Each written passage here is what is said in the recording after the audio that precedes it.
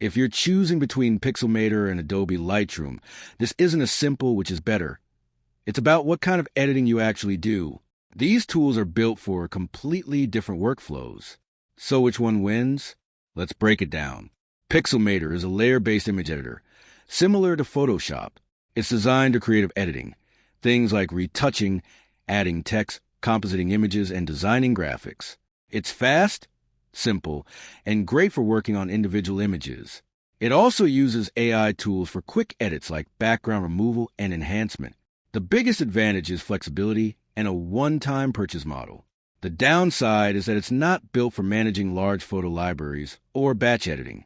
Lightroom, on the other hand, is built specifically for photographers. It's the industry standard for editing and organizing large numbers of photos. You can import hundreds or thousands of images, sort them, apply batch edits, and keep everything organized with catalogs and metadata. It also has a very powerful raw editing engine for consistent color grading across many photos. The downside is that it's subscription-based and lacks layer-based editing. So the real difference is this. Pixelmator is for creative editing, while Lightroom is for photo workflow and management. If you mainly edit individual images, create graphics, or want full control with layers, Pixelmator is a better choice.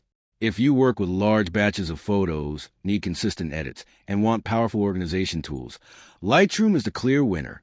Bottom line, Lightroom is better for photographers and serious workflows, while Pixelmator is better for creative editing and flexibility.